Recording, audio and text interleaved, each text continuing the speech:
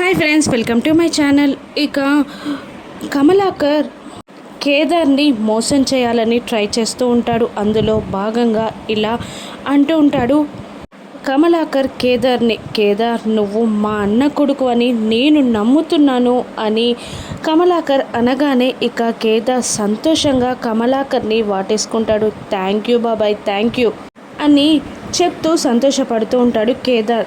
దూరం నుండి ధాత్రి అంతా గమనిస్తూనే ఉంటుంది. ఇంకా కమలాకర్ ఇలా అంటుంటాడు, అంతే కాదు కేదార్, మా అన్నయ్య కూడా అందరి ముందు నువ్వు కొడుకుగా ఒప్పుకునేలా నేను చేస్తాను, కానీ దానికి నువ్వు నాకొక చిన్న నిజాన్ని అందరి ముందు ఒప్పుకోవాలి అని కమలాకర్ అంటూ ఉండగా ఇక కేదార్ ఇలా అంటుంటాడు, నా కుటుంబం కోసం, నా తండ్రి కోసం, నా ఇంటి పేరు కోసం నేను ఏది చేయమన్నా చేస్తాను బాబాయ్, నా ప్రాణాన్ని ఇవ్వమన్నా ఇస్తాను బాబాయ్, ఏంటో అడగండి అని అంటూ ఉంటాడు కేదార్. అప్పటిదాకా సంతోషంగా చూస్తున్న ధాత్రికి కూడా కాస్త అనుమానం కలుగుతూ ఉంటుంది కమలాకర్పై. ఇక కమలాకర్ ఇలా అంటూ ఉంటాడు, నీకు జగదాత్రికి పెళ్ళి కాలేదన్న నిజం నువ్వు అందరి ముందు ఒప్పుకోవాలి, మీరు నాటకం ఆడుతున్నారన్న విషయం అందరి ముందు ఒప్పుకోవాలి, మీరు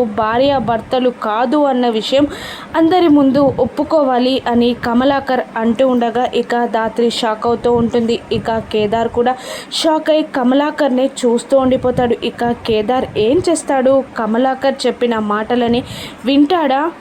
ధాత్రి కేదార్ అలా చెయ్యకుండా ఆపగలుగుతుందా?